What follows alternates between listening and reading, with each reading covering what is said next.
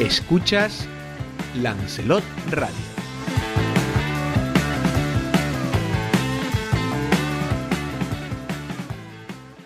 Esta tarde comienza el café de periodistas de hoy miércoles con muchos temas y sobre todo con un grave accidente que ayer por la tarde, sobre las 5 de la tarde, ocurría en la carretera de Arrieta.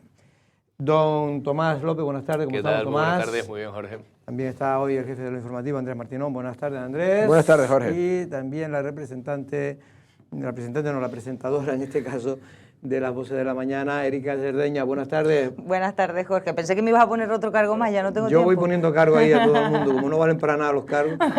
Erika, ¿cómo va ese programa? El programa, de la mañana. El programa muy bien. Digo, porque todavía hay mucha gente que me pregunta, la chica esta que sale en Lancelot, en la tertulia tuya, pues esta chica es Erika Cerdeña y es la presentadora de las voces de la mañana, que la pueden escuchar si quieren y son madrugadores desde las 6:30. Y si no son madrugadores, también nos pueden escuchar en el podcast de Lancelot Radio, cuña publicitaria, a través de Spotify, iVoox, en Apple Podcast, también estamos en YouTube.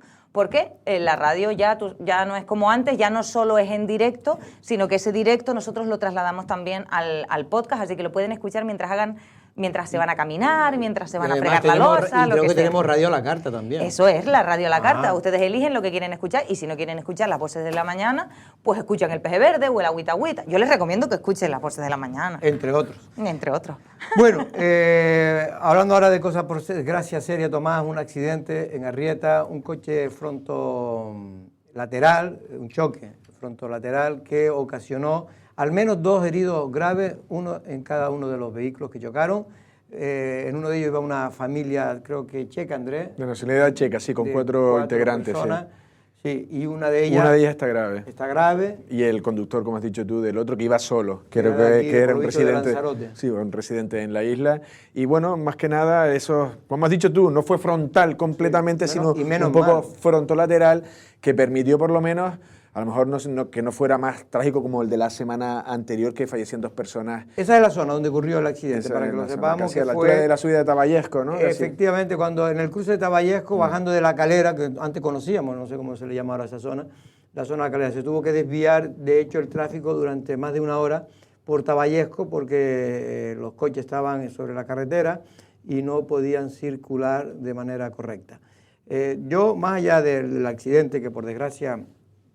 están habiendo, Tomás, hay que hacer una seria reflexión sobre por qué hay tantos accidentes en la isla de Lanzarote, porque es evidente que hay un aumento importante del número de coches. Sí.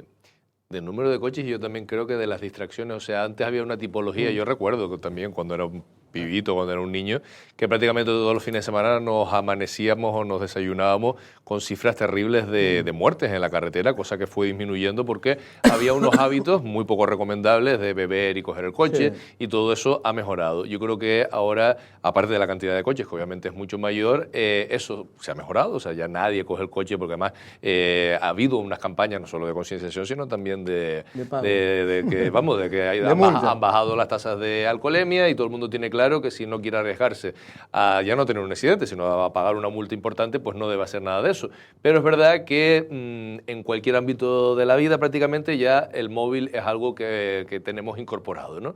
Y obviamente es muy complicado mantener la concentración en la carretera mientras puedes mirar un WhatsApp o pones no sé qué, y yo creo que por la tipología de algunos accidentes, no sé si es este caso, ¿no? Pero hay accidentes que te encuentras... parece que no es el caso. No es el caso, pero que hay accidentes que te encuentras que dices tú, pero es que iba solo, iba en una carretera que no tiene especial complicación para manejarla bien y de repente un vuelco. O sea, obviamente ahí ese factor por lo menos de distracción, que ya no sabemos por qué, pero... Y ahí pues seguramente no solamente son las cámaras, sino qué hacer frente a eso, porque claro, en zonas urbanas sí está el tema de las cámaras y tal, pero es más difícil de controlar porque el alcohol pues deja un rastro, ¿no? Que está en tu sangre o bueno, en fin, que se puede... Pero claro, el uso de un móvil que de repente lo guardas cuando ves al guardia civil pasar es complicado y yo creo que ahí algo habrá que Eso es evidente que hay es que no es que lo que digamos nosotros, Tomás, es que lo dicen los datos oficiales de la Dirección General de Tráfico, que hay un 25% de los nuevos accidentes que son provocados pura y duramente por las distracciones y sobre todo utilización del móvil. Pero en Lanzarote, Andrés, lo que te quería preguntar, hay otro Yo he hablado con Guardia Civil de Tráfico y aquí dice que también ocurre otra cosa. Y es que hay carreteras que hay que desdoblar ya por el número de tráfico que hay, porque son carreteras que se hicieron en su día para una determinada población, y esa población se ha triplicado en los últimos 25 años, que se dice fácil, pero es que en 25 años casi se ha triplicado la lo que estaba diciendo, población y por lo tanto el número de coches. Y lo que está diciendo Tomás, o sea, más mérito tiene, o sea, los índices de mortalidad han bajado de tal manera que súper aumentando, ¿no?, la población y el parque móvil, pues se tengan las cifras que se tienen. Yo sí creo eso, haciendo un repaso rápido, en los últimos también porque los coches ahora son más seguros. Sí, los coches se eliminaron las rotondas, aquellos cruces que eran de stop, que eran unas salidas muy peligrosas, coches a mucha velocidad y una incorporación muy lenta de otros. Todo ha influido. Yo lo que me estabas tú preguntando, o estabas metiendo el tema de los desdoblamientos, yo creo que hay que analizar que en los últimos 30 años que se haya desdoblado a carreteras, que si yo no me equivoco es la circunvalación. Sí. La última de la circunvalación. Lo de Taiche, que también fue... Pero no fue desdoblada. La de Taiche hasta... La carretera urbana. Hasta Guatiza. Y ya tienes que irte hace 30 años, que fue la de Tías. Del resto no ha habido nada. Hablábamos esta mañana, en la próxima mañana, pues hay islas, la propia Fuerteventura, que mira que es larga, pues están iniciando un eje norte-sur, y aquí en Lanzarote está completamente bloqueado. Ya está prácticamente hecho la parte del norte, ¿no, Erika? Sí, y la verdad que da gusto, y ahora creo que hay tramos en la parte del sur en los que, bueno, la gente está pidiendo que no pasen por ciertas zonas, pero creo que eso es lo natural y lo normal. Independientemente de eso, yo sí que es verdad que echo de menos que en una isla como Lanzarote alguien pueda vivir, y también lo comentábamos esta mañana en el programa, que alguien pueda vivir, por ejemplo, en Arrieta y pueda ir a trabajar tranquilamente a Arrecife sin la tensión de una carretera que no es, bajo mi punto de vista, y es muy humilde porque no, pero yo creo que no es apropiada. Es que yo, de verdad, esas carreras sobre todo, y no hay ninguna obra prevista para el norte. Es que la gente conduce cada vez con más velocidad, yo me quedo asombrado. Pero y la cantidad también, porque... la cantidad es evidente. Claro. Porque, a ver, por ejemplo, yo los fines de semana que salgo mucho a pasear en coche, a dar paseos en coche, pues, y me voy por toda la isla.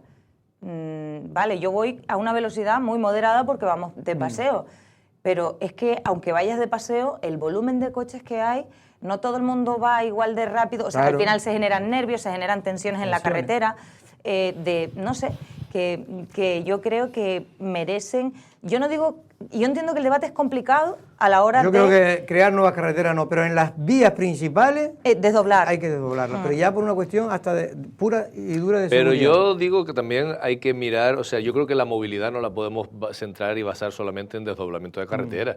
O sea, hay un volumen del transporte que se hace en Lanzarote que se podría hacer por otras vías si las guaguas funcionaran mejor, si hubiese más puntualidad, si hubiese unos servicios mejores. Es decir, solamente desdoblando, porque te puedes encontrar, si no, como las islas capitalinas, aparte de hacer un debate sobre hasta dónde somos capaces de crecer en esta isla, poblacionalmente, turísticamente, etcétera. O sea, yo cuando veo tapizado la salida sur de Gran Canaria, de Las Palmas de Gran Canaria, por ejemplo, es un tapiz. O sea, son 6 carriles fácilmente a la altura de Ginamar. Y te encuentras con que sigue habiendo, o sea, Canarias, es que la experiencia la tenemos en las islas capitalinas. Se ha seguido creciendo el número de vías, de carretera, y el tráfico en las capitalinas está cada vez peor. Yo creo que tenemos que empezar a pensar un poquito más en que a lo mejor hay otras fórmulas. Primero, dejar de crecer tanto, y luego fórmulas de transporte público, etcétera, necesarias. Yo no cojo el coche ya, porque vivo aquí en Arrecife y lo cojo muy poco, pero cuando salgo noto, incluso con respecto a 2 años, a 3 años, o sea, a un tiempo que digo, es que esta carretera no estaba así pero hay que empezar no solo a pensar en desdoblar, sino también otra cosa. Y luego en Lanzarote se hizo el disparate, desde mi punto de vista, de que algunas carreteras ya están desdobladas, pero infrautilizadas. Caso, por ejemplo, de Playa Blanca. O sea, se hizo una carretera nueva y se dejó la vieja para nada, o para coches pesados, o para bicicletas, cuando a lo mejor lo que se debería desde el principio, ya que está ocupado, o sea, Playa Blanca o la misma carretera del norte. Pero ahí lo tiene más fácil para desdoblar, con arreglar una de ellas. Con que una de las dos, pero eso, a lo mejor hay que utilizar bien o optimizar lo que tenemos y empezar a pensar en que echar picha tampoco es solo. Pero yo creo que esos son dos debates para mí, porque ya con las cantidades que hay, me refiero, para la población que tenemos que atenderla. Y luego, como dices tú bien, yo creo que esto es un debate que se lleva hablando, que es recurrente y que nunca se trata en profundidad, que es el tema del crecimiento. que es un debate que tenemos que ya afrontar cuanto antes mejor. El gobierno de Canarias ha abierto una comisión del reto demográfico, pero son estudios, más estudios, pero realmente no se toman medidas que yo creo que hay que tomar por el bien de todo el mundo, porque esto es una cuestión que nos beneficia a todos, no crean ustedes que, y lo digo, lo que pasa es que sé y reconozco que no es fácil, porque si hubiera sido fácil se hubiera hecho. Bueno, por cierto... No, yo perdona, yo terminando. Yo sé la teoría, o sea, por donde va Tomás, pero yo sí creo que en nosotros, o sea, hemos crecido mucho. Y yo he sentido lo mismo. Fue ayer o antes de ayer, era por todos los cruces, lo decía en la radio también hoy, todos los accesos de la circunvalación ya los coches se quedan por fuera. Pero por la de Ikea, por la de San Bartolomé, ¿no? La de los cuarteles. Y que ha habido, por ejemplo, que 4.000 personas crezca Lanzarote en un año. Ya no decimos 3, 4, 5, 10 o 15 años. Y yo sí creo que ha habido muy poca adaptación a ese crecimiento. Hace tiempo, hay una teoría también, y lo comentábamos esta mañana, que se ha intentado no invitar a más coches con más carreteras, pero no ha funcionado. Pero ¿y cuántas guaguas de más o sea, cuánto han mejorado el servicio en los últimos 5 años de guaguas que van a Tinajo? Claro. O de guaguas que van a Yaiza? Pues lo mismo que en carretera. Bueno, por eso te digo, entonces también, eso también es importante, pero porque luego, si acostumbramos además a nuevas generaciones a no necesariamente tener que tener el coche, sino que tú puedes ir en transporte público, como pasa en los lugares desarrollados. Y además yo creo que Lanzarote es una isla con unas dimensiones y con una estructura bastante buena para el transporte público. Sí. Hay otras que por la orografía, por ejemplo, La Palma, yo no sé cómo, ¿sabes lo que te digo? Pero es que Lanzarote prácticamente con 2-3 ejes, con el eje norte-sur y con el eje Arrecife-Tinajo, tienes ahí cubierto al 90% de la población de la isla. Entonces, eso debería estar funcionando en esos ejes. O sea, Playa Blanca, Órsola y Arrecife-Tinajo, debería haber una guagua cada 15 minutos. Con la gratuidad de la guagua, claro, cada 15 minutos. Y si yo cada 15 minutos sé que desde Yaiza, desde Uga, desde Macher y desde todo ese hilo puedo comunicarme, oye, la gente a lo mejor no cogería un coche... Sí, pero ahora, por ejemplo, el nuevo contrato de las guaguas, ya hay 200 y pico millones. Bueno, o sea, proporcionalmente se está haciendo más cosas que en carretera, porque en carretera no se hace nada. Cuando ese contrato se termine de sacar, que esperemos que se saque ya pronto, va a haber un cambio sustancial, y otra pata, en la mejora del transporte público. Y otra pata importante de lo que decía Tomás es precisamente el planteamiento de cuántos somos y si queremos más y tal, pero para eso se está haciendo, creo yo, el reto demográfico, sí. Para eso se están haciendo las comisiones. Eso no se había hecho antes, por ejemplo, para islas como Gran Canaria o Tenerife, no han vivido ese debate social que estamos viviendo, social y político que estamos viviendo en estos momentos. Por lo menos con la intensidad que se ha vivido siempre aquí en Lanzarote. Aquí se vivió hasta cuando no habían coches. Bueno, por cierto, un robo extraño en la farmacia de la que está cerca de los juzgados. Sí, bueno, lo ha dicho el compañero Guillermo, sí, es una especie de robo con intimidación, porque parecía como un objeto punzante, pero yo no me sabía ni el nombre, una chaira, que viene a ser como una especie de afilador de carnicero, para que nos hagamos una idea, que es una especie como de espada. ¿Pero es un afilador de carnicero? Sí, así fue como lo... Sí, como un objeto, claro, ligeramente punzante, no es tan punzante como un sable, vamos, o como una espada, y incluso fue a la farmacia y luego fue a la gasolinera. En un momento también apareció un trabajador y una de las chicas también creo que fue a pedir auxilio, entonces el varón, creo que, no sé, le calculamos sobre unos 40 años, acabó huyendo. Y no ha trascendido, por lo menos no he conocido si ha sido detenido o no, pero una situación de susto también para esas chicas que estaban en la farmacia. Y bueno, no deja de ser un objeto grande, creo que era como amenazante y demás, no sé en qué sentido. Pero el objeto, está claro que si alguien entra con un afilador, ¿cómo lo dijo? Afilador de carnicero. Una chaira con un afilador de carnicero, si alguien entra con eso en un sitio, o sea, pero ¿realmente lo utilizó o...? Sí, amedrentó y... No lo utilizó, no. Lo utilizó, me refiero a eso, Sí, amenazó. No es que lo llevara en la mano y entrara a pedir... Había ahí una máquina expendedora o una máquina cambiadora que le diera, ¿cómo se dice? La propia caja de la máquina, y entonces ellas no la podían abrir porque no pueden, porque no tienen el acceso, y creo que ahí quedó un poco la cosa, en lo que apareció, ya digo, ese chico y salió de ahí, pero vamos, creo que un susto y también algo que debe ser también controlado. No sé si en este caso por la policía pues pueda saber de alguien que suele hacer eso, pero bueno, yo tendría cuidado con esas cosas, claro. Tomás, a ti que te gusta mucho hacer deporte y ver también, me imagino. Bueno, pues parece que en marzo, por fin, el llamado Palacio Deporte de Argana, tras 12 años cerrado, va a abrir sus puertas. Ha costado, pero oiga, hay que tener paciencia en esta isla, pero se consigue al final las cosas, ¿eh? La verdad que es un ejemplo del desastre, o sea, del desastre, porque se da la inversión brutal que se produjo en su momento, o sea, yo creo que fue de las inversiones, 12 millones de euros. De las inversiones más grandes que hizo el Ayuntamiento de Arrecife en aquella legislatura, porque claro, estamos hablando de un pabellón y además por el lugar en el que estaba ubicado, o sea, Argana es un barrio que realmente ha carecido de casi todo, o sea, con una población que es similar o mayor incluso que la de algunas islas de Canarias, o sea, yo creo que Argana tiene más población que El Hierro, por ejemplo. En cambio, es un barrio que le faltan parques, es verdad que ha habido un intento en los últimos años, por lo menos mínimo, de empillar la calle de Tenderete, de poner una acera, de alguna cosa, pero en fin, que todavía le sigue faltando infraestructuras que en otros lugares de la misma población serían de sobra. Pues encima se gasta una inversión de esas características en el barrio para que luego nos lo hayamos estado más de una década con aquello cerrado. O sea, yo creo que es el ejemplo. Yo he ido en mi vida 2 veces cuando se abrió.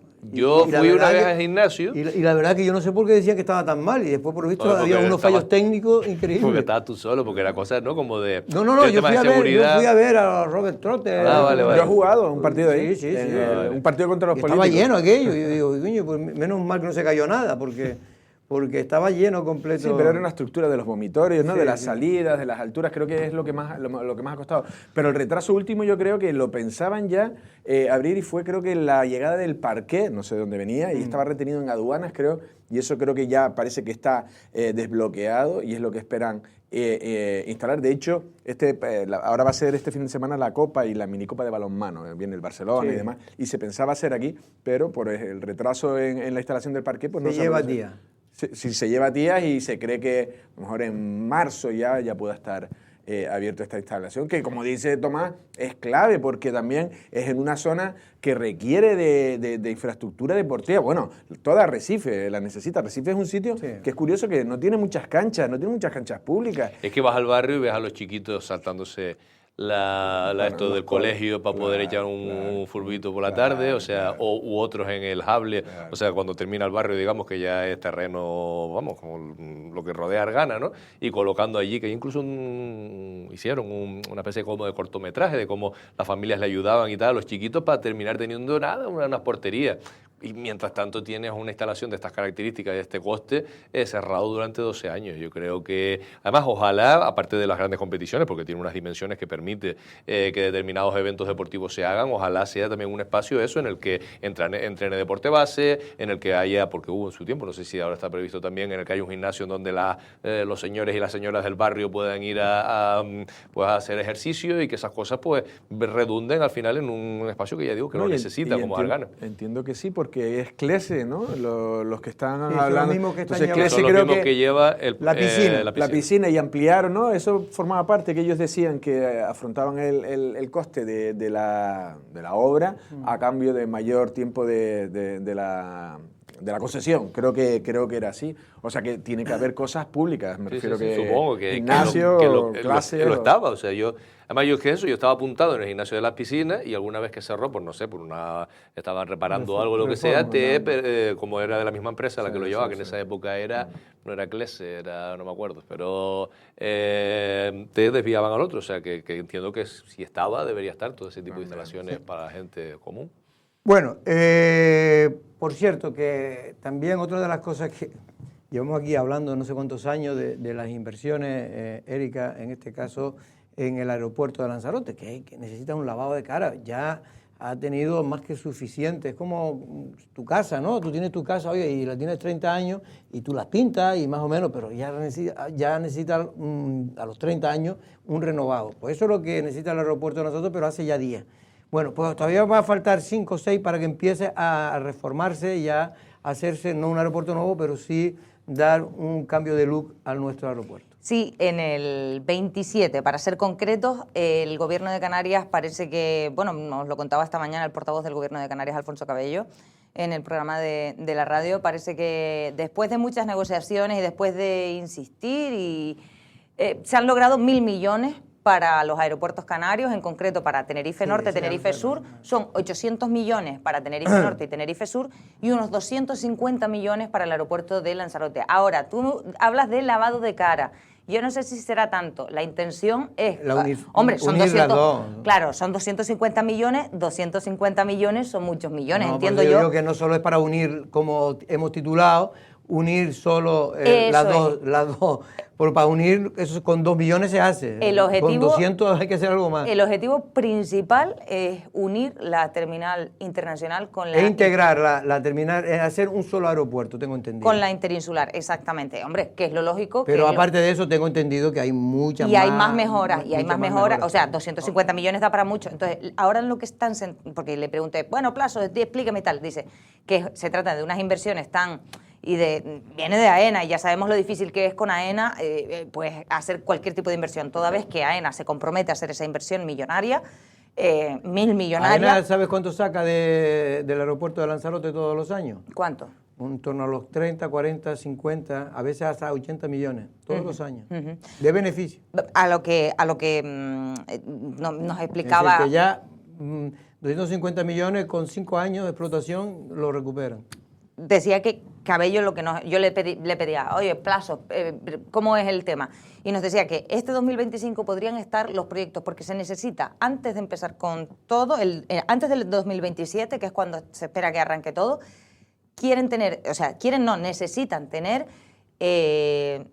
además del proyecto, informes ambientales, todo tipo de inconvenientes para que no se retrasen las obras. Pues eso es lo que yo temo. Por cierto, se ha generado, y es que nos queda poco tiempo y me gustaría tratar... Pero déjame decir una cosa, que ojalá que las instituciones, sobre esto del aeropuerto, que las instituciones locales y el Cabildo y el Gobierno de Canarias también metan mano en ese asunto. O sea, quiero decir, el aeropuerto no puede ser poco menos que, como decía IKEA, la República Independiente de AENA, que sea aquello solamente un negocio, además visto solamente como un negocio, en donde todo además es perceptible de ser negociable, en el sentido de, vale, llega un montón de turistas, esos son los slots, los no sé cuánto, todo lo que cobran por las compañías aéreas, pero además metemos publicidad donde haga falta, y metemos, no sé, oye, mire, es que hay que explicarles qué es esto. Lo están intentando. Bueno, pues que se lo expliquen de una vez, porque es que no son aquí Mira, me explico, o sea, hemos convencido a los señores orientales que tienen sus supermercados en la rotonda de Playa Honda, que colocar lucecitas y no sé qué, aquí no, y al Estado español, que es quien lleva AENA, y a los demás socios que han entrado,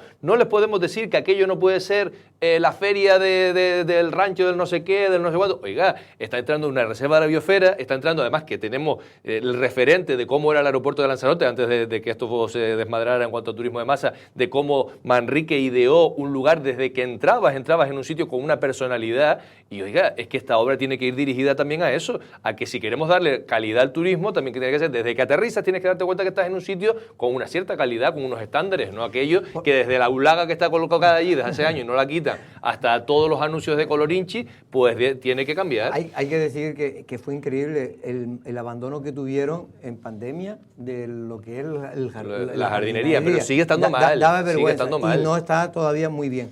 Y por cierto, que eso se me ha olvidado decirlo muchas veces, cada vez que viajo, ahora cuando vine de Fitur, que pasé por allí, en el pasillo donde están colocadas las fotografías, que son de Ildefonso Aguilar. Que son una maravilla, pero ya están desgastadas. Ya están, dan pena. Y el otro día tuve la casualidad, yo espero que no se me mosquee Ildefonso, coincidí con él en ese viaje, y lo comentábamos. Y Alfonso decía que se lo ha venido diciendo ya no sé a quién. Es una pena, es una vergüenza, porque es una preciosidad. Es de las cosas que siguen. Y él tiene todos los originales, que no costaría nada. Y solamente sería hacer la reproducción. Pero eso, al lado de todo lo que ha dicho AENA, imagínate, mira, pero es un detalle. AENA llega, como dice Tomás, mira, AENA llega, por ejemplo, no paga tasa de basura, ha tenido que San Bartolomé ir ganándole todas las sentencias. AENA, bueno, nos ha quitado lo del aparcamiento, que lo creas o no, ya ahora, el otro día me puse en la rampa de atrás, donde los taxis, cuando llega la cola de tanto taxi, arriba, ya los taxis, porque es que no sabes qué hacer, porque es que si no tienes que pagar. Es verdad cuando en otros sitios hay una media hora de cortesía 20 o 20 minutos de cortesía. Aeropuerto de Valencia, no estoy hablando de un pueblucho, Valencia es una ciudad de 700.000 habitantes, mi hermano vivía allí, tenía un ticket de 20 minutos o de no sé qué para recogida. Oye, es que no puede ser que yo para ir a buscar a un familiar, hasta hace 2 años, que para recoger a un familiar yo tenga que dejar un dinero, oiga, un tiempo de 20 minutos que yo pueda dejar el coche ahí y luego irme, que son cosas que de verdad que parece que es explotar explotar la gallina de los huevos de oro hasta que la revienta. Me gustaría expresar algo en esto. Rápido, sí, porque en la mesa mesa en la que se reunieron el Gobierno de Canarias y AENA también se puso sobre la mesa eso. El Gobierno de Canarias quiere y lo está intentando negociar con AENA, no lo consiguieron esta vez de momento, pero están negociando para que Canarias tenga un peso específico dentro del Consejo de AENA. Que hable con Junts, que ahora Cataluña ya tiene competencia. Yo no sé nada. Ya Cataluña creo que Solo sí sé tiene que el Gobierno de Canarias tiene esa intención y en base a todo ese dinero que dejan los aeropuertos canarios. Por cierto, ayer se generó una cierta polémica, por no decir, fue una intervención de Dolores Corujo, que menos mal le damos la bienvenida porque la verdad que como es parlamentaria, o en este caso diputada, muchas veces no coincide en los plenos del Cabildo, y ayer sí estaba.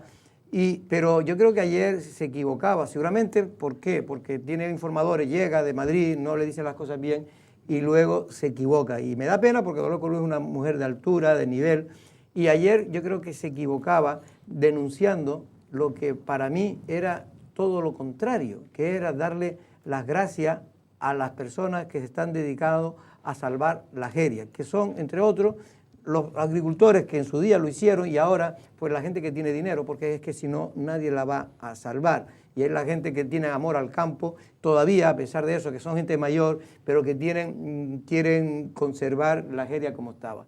Lo digo porque denunció a Osvaldo que enviara al Seprona y a los guardias de medio ambiente para que pararan lo que se estaba haciendo. Esto es lo que se está haciendo en la jeria por un empresario concreto que es propietario de una casa antigua que compró, que la ha dejado magnífica. Esto es lo que estaba denunciando. Claro, dirán ustedes, hombre, Loli no va a denunciar esto, ¿cómo va a denunciar esto? No, esto es el resultado, después de muchos meses de trabajo, de mucho esfuerzo, de mucho dinero, más de 1 millón de euros han gastado, en restaurar toda esta parte de la jeria, muchas partes abandonadas y que se han regenerado, gracias al esfuerzo de esta persona que le tiene amor a la jeria y ha hecho, con el dinero que le sobra, ha hecho pues eso que ustedes están viendo. Y dirán, ¿pero qué fue lo que denunció Dolores Corujo? No, lo que denunció es que había unas palas y unos camiones en el centro de la jeria haciendo esto que usted estaba viendo. Porque a lo mejor Dolores Corujo, la persona que le ha informado, lo que quiere es que vayamos en burro y en camello hacer eso para poder restaurar lo que estaba abandonado. Es decir, como hace 100 años. Es decir, que cogiéramos, y también trabajadores, no sé qué trabajadores hoy cargando piedra, para que pudieran hacer esos hoyos y pudieran hacer esos muros. La verdad que a veces el populismo y a veces también algo de maldad conduce a este tipo de denuncia. Es decir, cuando se debería, en este caso, de elogiar a la persona que ha realizado este exquisito trabajo de recuperación de un paisaje, lo que se hace es todo lo contrario. Y en este caso dirán, bueno, pues que no tendrían permiso. Bueno, tienen los permisos que solicitó al Ayuntamiento de Yaiza, porque esto está en la parte de Yaiza, que es la comunicación previa, que le dice simplemente, mire, voy a hacer aquí esto, que es recuperar un paisaje. Como no es nada de construcción, no es nada, no hay que presentar más proyectos.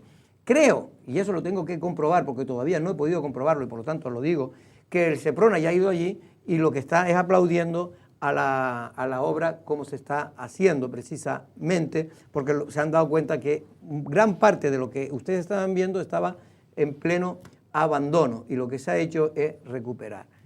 Digo esto porque seguramente Dolores Corujo ni sabe muy bien si no se lo pasaron, suele pasar cuando se pasa mucho tiempo en Madrid y no en la isla, y le dieron esa información mal dada y ella ahí ha hecho un poco, no voy a decir el ridículo, pero casi, porque realmente se ha equivocado.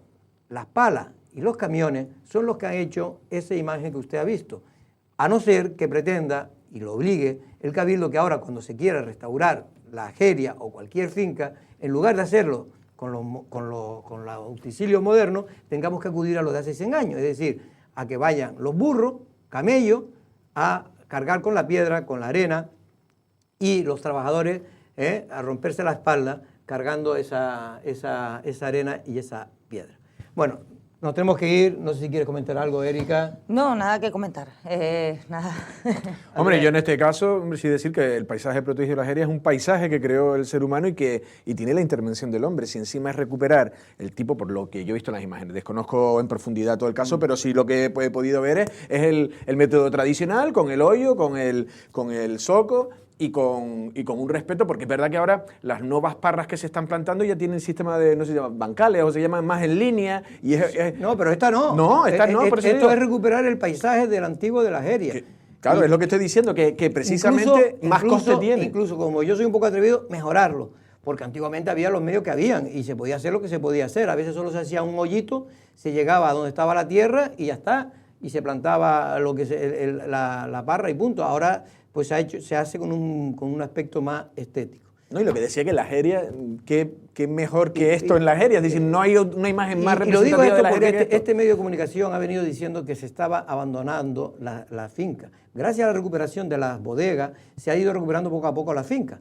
Y gracias, todavía quedan, porque ustedes ven las partes, ustedes lo bonito que ve de la Jeria, él lo ve desde la carretera, pero si caminan por las partes digamos, más cercanas a las montañas, más alejadas de la carretera, están todavía un montón de fincas abandonadas que existieron hace 40, 50 años y están abandonadas porque no tienen ni forma de llegar, porque antes llegaban con el camello por una vereda, pero como no hay camino, no pueden llegar para poder arreglarlo. Y por cierto, que también el Cabildo, que hizo un plan de regeneración, utilizó, como no podía ser de otra manera, también la pala y los camiones, la pala mecánica y los camiones para poder arreglar muchas de las fincas que arreglaron en un programa de recuperación de la Jeria. Tomás, yo sé que te gustaría hablar, pero no tenemos más tiempo, no sé qué quiere decir dos cosas. No, a ver, yo lo que pienso es que no conozco tampoco en exactitud de profundidad este caso, pero sí que debería estar eso muy tasado, porque obviamente es un paisaje que hay que mantener. Y es un paisaje en el que la manera tradicional de construcción, como se está diciendo, pues supone unos costes no solamente monetarios, sino sobre todo de que no hay nadie que te lo vaya a hacer de la manera que se hacía hace 2 siglos, que debe pues tasarse, o sea, para que no haya dudas, o sea, para que si metes la pala, pues que sea por donde tienes que meterla, cuando tienes que meterla y de la manera que tienes que meterla. No sé si eso, o sea, tendría que informarme mejor de este caso concreto, pero que sería muy bueno que renovásemos todos esos instrumentos que tenemos para decir que se puede y que eso no se puede hacer en la Jeria con los instrumentos de la actualidad, o sea, con las herramientas que tenemos actualmente. Lo que yo quiero decir es que el resultado de esa presencia de palas y de camiones es eso que hemos visto. Evidentemente, cuando está la pala, a mí no me gusta ver la pala, ni a nadie nos gusta ver la pala en la Jeria ni el camión, pero oiga, esto es una cuestión efímera, que cuando termine el trabajo se va a la pala y queda un paisaje que estaba abandonado, recuperado. Nos tenemos que ir porque está esperando Marci Acuña. Te despido a ti, Andrés Martinón, porque ahí es donde va a sentarse Marci Acuña, en este caso consejero de Asuntos Sociales. Y vamos a hablar de la polémica que también se entabló en torno al viejo hospital insular.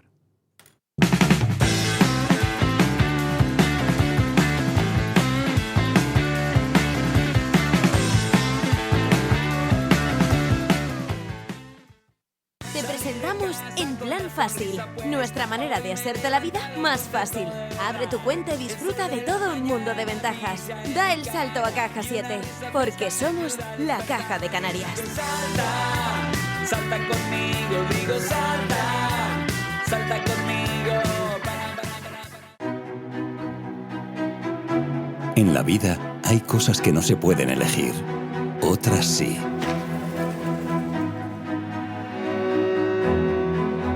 Puedes elegir el espacio, la serenidad, la luz, las vivencias, los sentimientos.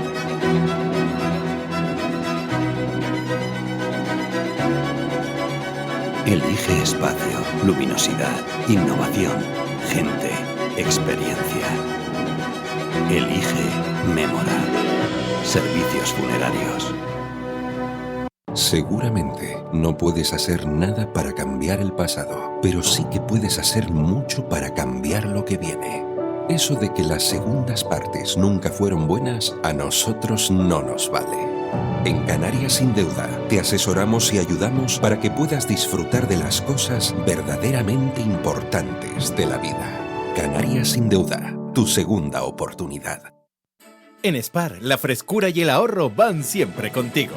Este mes de diciembre, disfruta del delicioso solomillo de cerdo fresco por solo 7,95 € el kilo. Fresco, jugoso y al mejor precio todo el mes. Elige Spar por calidad y ahorro.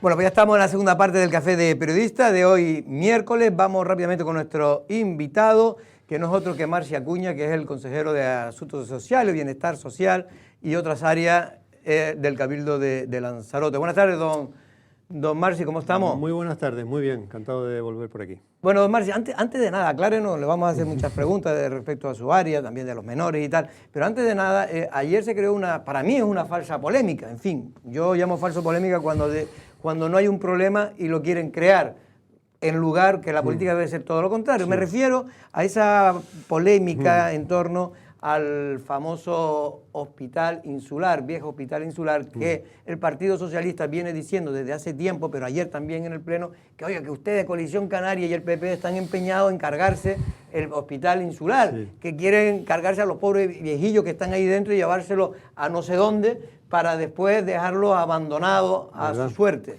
Vaya una de desalmados, ¿no?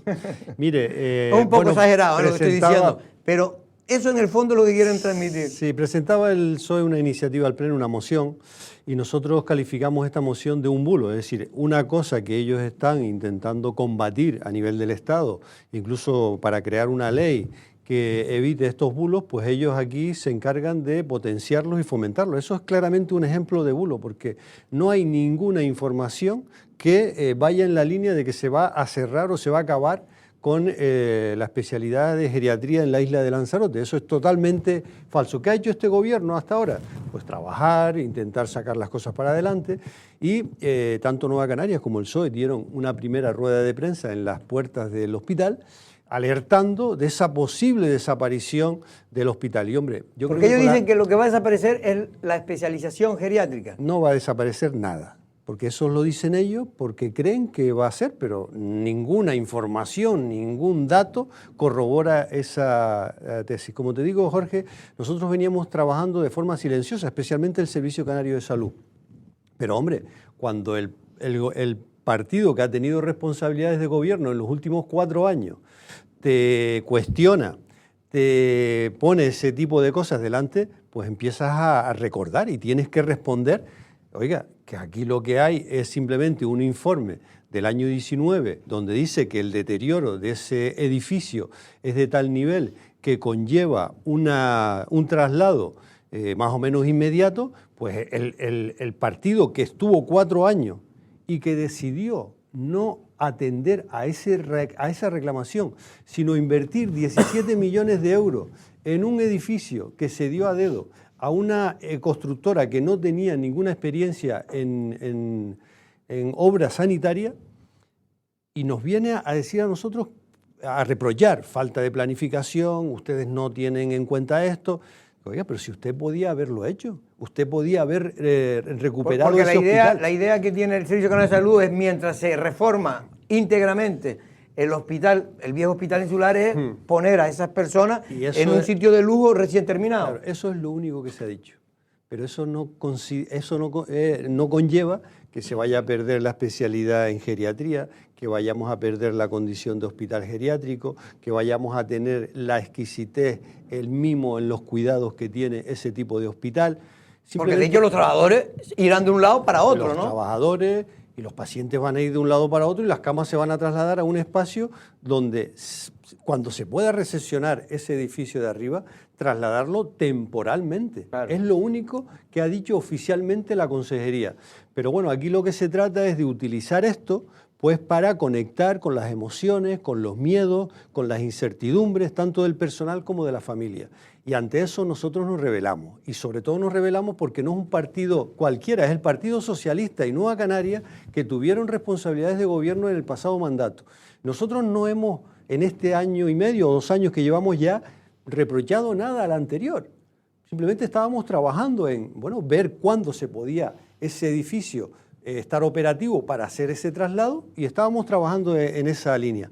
Cuando ellos detectaron que había algo de movimiento, entonces plantearon esta situación, pero no la plantean en positivo, sino la plantean en crear ese miedo, crear esa incertidumbre, crear esa desazón por parte de la gente, y creo que eso es totalmente reprochable, y más en un tema sanitario. Es decir, no estamos hablando de política de cualquier asunto, estamos hablando de algo que afecta gravemente a nuestra salud, a nuestra condición. Yo entendería, y ahora dejo a Tomás y a Erika, yo entendería que si efectivamente el Servicio Canario de Salud hubiera dado algún indicio de que quiere cargarse, entre comillas, el viejo hospital para hacer desaparecer lo que tenemos, que es la atención geriátrica, pues tendría toda la justificación del mundo. Pero por lo que hemos preguntado al Servicio Canario de Salud, a los responsables políticos, y por ningún sitio dicen que va a hacer desaparecer ese centro geriátrico. Consejero, buenas tardes. Buenas tardes. En referencia a esto voy a extraer una parte del argumentario del Partido Socialista y que no sé si usted lo ve plausible, pero claro, ellos, una de las bases que tienen para esa tesis es que no existe una partida económica para la reforma y sobre todo lo que tienen miedo. He entendido yo, de repente me equivoco, pero yo lo que he entendido es que tienen miedo no a que se pierda el servicio, sino a que se pierda el hospital insular como geriátrico. Entonces, y a que no retornen ni los pacientes ni los profesionales que se desplacen al auxiliar del Molina Orosa. No sé si nos puede confirmar si existe dinero para esa reforma, si no, y si volverán los pacientes y los profesionales. El informe que plantea las deficiencias del edificio está encima de la mesa de la Consejería desde el año 19. ¿Vale? Y lo que habría que cuestionarse es, en pandemia, teniendo posibilidades de una inversión importante, porque estamos hablando de más de 15 millones o 20 millones de inversión para recuperar ese hospital. Mi pregunta es, ¿por qué no utilizaron ese dinero que venía por los fondos de la pandemia y demás en rehabilitar el hospital insular? Lo que nosotros seguimos teniendo es ese informe encima de la mesa, un edificio anexo que estamos, creo que con posibilidades de recesionar dentro de poco, si las cosas van bien. Entonces ahora se abre la posibilidad de hacer el traslado para empezar a valorar cómo se hace la recuperación del hospital insular. Digamos. Porque el hospital insular va a seguir con actividad. Claro. La residencia anexa que está allí, que es sociosanitaria de 47 plazas, va a seguir funcionando, va a seguir operando. Esa es del Cabildo, ¿no? Esa es del Cabildo, pero la gestiona el Servicio Canario de Salud y la va a seguir gestionando el Servicio Canario de Salud, allí, con médicos, con enfermeros y con todo. Es decir, la actividad asistencial va a continuar. Lo único es que la parte de agudos, la parte de media estancia y agudo va a pasar temporalmente arriba. Y es verdad, no existe una ficha financiera, bien como no existe para otras cosas también. Es decir, lo que planteamos es, esto hay que hacerlo por la propia necesidad urgente y hay que buscar los fondos, y a mí me gustaría que el Partido Socialista colaborara y buscara fondos donde fuera para que ese hospital emblemático que tenemos en la isla de Lanzarote se pueda recuperar. Ese es el deseo del propio gobierno y se va a recuperar, y no hay ninguna duda. Ese espacio va a seguir siendo nuestro hospital insular especializado en geriatría. Eso no cabe ninguna duda. Pero hay dos cosas que a mí, buenas tardes, Marci, que tengo mis dudas. En primer lugar, el tema competencial, porque claro, eso es una cuestión que ha salido en el Pleno del Cabildo, pero ahora mismo entiendo que la gestión es íntegramente del Servicio Canario de Salud. No sé si el edificio sigue perteneciendo al Cabildo Insular de Lanzarote. El edificio quizás sí, no, tampoco. El edificio se dio después de una década. Ustedes están hablando porque son los representantes de la isla, pero que eso es un tema que debería a lo mejor hablarse en el Parlamento o discutirse en otro ámbito. Bien. Y luego, con respecto al tema de la ficha financiera, sí que me parece curioso, cuanto menos, que no esté, o sea, con la cantidad de presupuestos muchas veces que se pintan de números ahí que sabes que no va a salir. Yo no sé ni cuántos presupuestos han pintado cosas, por ejemplo, para el auditorio, cuando ni siquiera tenía catalogado el suelo como para auditorio, como ante la posibilidad de que los adversarios políticos pues hagan, utilicen ese asunto que es sensible, como usted reconoce, como no hay mínimo pintado, aunque sea de proyecto, de análisis, siempre hay pasos previos antes de una obra, no sé. Bueno, pues esa es una pregunta que habría que hacerle al Servicio Canario de Salud, es decir, yo no te puedo responder en ese sentido de forma categórica y de por qué no existe esa ficha financiera a día de hoy, pero yo creo que eso, los que somos de Lanzarote y los que tenemos, representación en las instituciones de Lanzarote, sabemos que eso se va a recuperar sí o sí. Es decir, no se puede hacer para mirar para otro lado. Que no está en este presupuesto, pueden haber modificaciones presupuestarias. Los presupuestos no son algo que se queden estáticos y no se puedan modificar. Tenemos que buscar esa financiación. Pues creo que en eso tenemos que estar como isla unidos para priorizar y decir, oye, eso hay que hacerlo. Pero ahora es simplemente la oportunidad, es decir, existe la oportunidad de que esa infraestructura, ese trabajo geriátrico se haga en el Molina Orosa, en ese anexo, y es lo que ha planteado el Servicio Canario de Salud. Lo que ha dicho aquí el Servicio Canario de Salud a través de Pablo Ejía, que es el gerente, es que no se ha puesto, pero que eso no hay ningún problema. Una vez que se saque a estas personas, se va a dedicar un dinero del Servicio Canario de Salud para realizar el estudio que usted está diciendo de cómo tiene que hacerse. Y luego hay otra cosa que yo creo que es importante. El traslado no es inminente, no es que se vayan a ir mañana. Se pueden ir dentro de 6 meses, dentro de un año, porque ese edificio, creo que se hizo de una manera bastante ligera y bastante, digamos, poco eficiente, no se sabe cuándo se va a recepcionar. Pero usted ha preguntado por qué, porque es que nadie lo entiende, porque ese edificio se hizo por urgencia, se hizo a dedo. Jorge, esa pregunta se ha hecho en el Parlamento de forma reiterada por los parlamentarios de Coalición Canaria en la pasada legislatura y no tuvo respuesta. No tuvo respuesta esa pregunta de, oiga, ¿por qué este edificio? Pero ahora ustedes están gobernando con Coalición Canaria y... Claro, ¿qué se está intentando? Resolver todos los inconvenientes que tiene ese edificio, pero que no se sabe. No se sabe a ciencia cierta cuándo se va a poder recepcionar. Pero ¿cuáles son esos inconvenientes? Para que la gente sepa un poco por qué no se ha podido recepcionar y por qué quedó, al parecer, desierta esa pregunta en la legislatura pasada. Pero yo creo que tiene que ver con discrepancias técnicas, jurídicas, en cuanto a lo que estaba presupuestado, en cuanto a lo que se hizo, en quién lo firma, cómo se certifica, si cumple, si no cumple. Es decir, esa parte que es engorrosa y que ha tenido muchos inconvenientes, pues no está resuelta.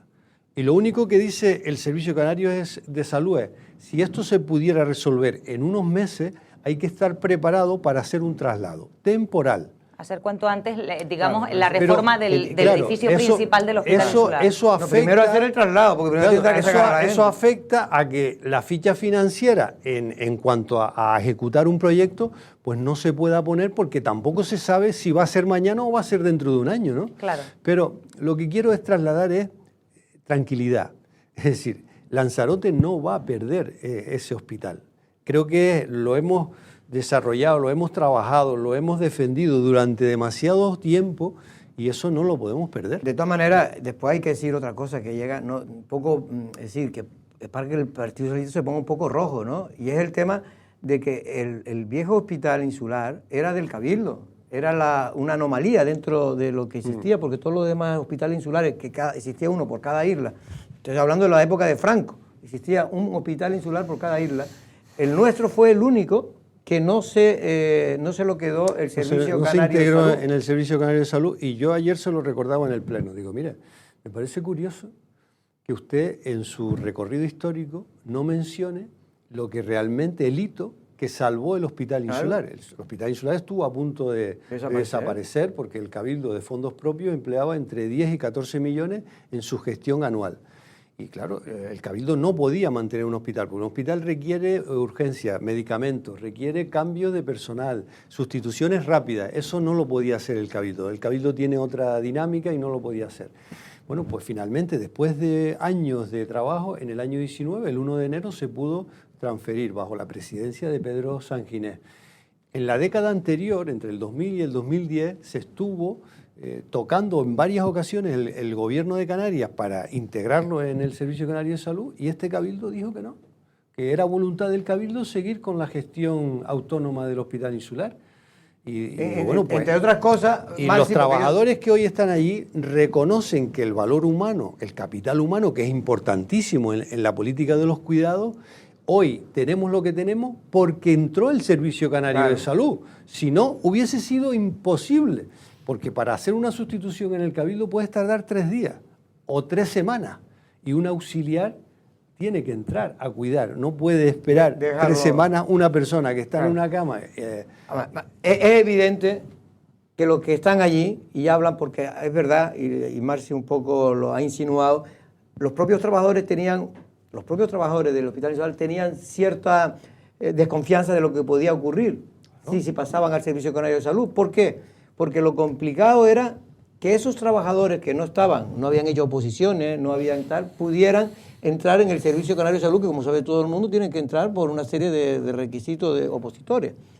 Entonces, ¿qué ocurrió? Que el Cabildo de Lanzarote lo intentó también en alguna que otra ocasión, pero el señor, que era el señor Jesús Morera, que era consejero de Sanidad del gobierno de Canarias, en la época que gobernaba el PSOE con Coalición Canaria, digo para que la gente sepa la verdad, decía que eso era, entre comillas, un muerto, y que el Servicio Canario de Salud no iba a hacerse cargo de ese hospital. Esa es la realidad. Un consejero socialista. Y no crean que lo hizo para fastidiar a Lanzarote. Lo hizo para beneficiar al Servicio Canario de Salud, porque entendía que eso era un coste añadido al servicio, y que no tenía por qué soportarlo el gobierno de Canarias. Si me permite, Jorge, porque ayer también lo mencioné en el Pleno, no iba a sacar este tema aquí, pero ya que tú lo has sacado, yo le decía a la representante del PSOE, a Lori Corujo, que Jesús Morera en el Parlamento en el año 16, que estaba yo de diputado, yo estaba de diputado en la Comisión de Sanidad, él dijo que esa papa él no la iba a coger. La papa del Hospital Insular, esa él no la iba a asumir. Ella dijo que eso era falso, que eso era incorrecto. Pues bueno, pues en la comisión, después se lo mandé a ella para que lo tuviera, en la Comisión de Pleno de Sanidad en julio del año 16, Jesús Morera, ante la petición de cómo iba a continuar con la integración del Hospital Insular, porque habíamos firmado un protocolo de intenciones con Brígida Mendoza un año antes, él dice categóricamente que él no va a asumir esa papa caliente, o que él no iba a tragar con ese proyecto porque era inasumible. Bueno, porque lo consideraba que era un coste que no tenía por qué asumir el Servicio Canario de Salud. Pues al final, en el año 19... y tenía razón el señor Jesús Morera, en el fondo, porque en el fondo esto era una cuestión del Cabildo, que no tenía ninguna otra isla de Lanzarote. Pues al final fue el presidente Fernando Clavijo, con Baltar como consejero de Sanidad, el que asumió el 100% del personal, todo, mantenimiento, no fácil, cocina, limpieza...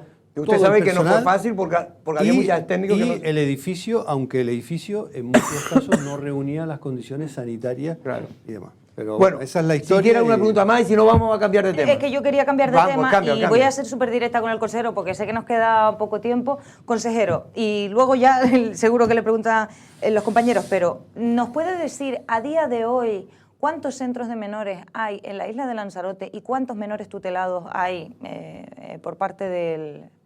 Ahora lo que hay son pequeños centros de menores. Eso, los pequeños hay centros. 9 centros, 6 que gestiona el Cabildo y 3 que gestiona el Gobierno de Canarias. La diferencia es que en este mandato hemos conseguido que el Gobierno de Canarias asuma también la tutela de estos menores en primera acogida y en centros estables, y eso hace pues que en total tengamos en la isla de Lanzarote unos 180, 190 menores. Fijos, aquí en Lanzarote. Ese es el... Redistribuido por todo el mundo. Distribuido, tenemos 6 centros del Cabildo, que 4 están en Arrecife, 1 en Yaiza y otro en Tinajo, y el Gobierno de Canarias tiene 1 en San Bartolomé, 1 en Tías y otro en Arrecife.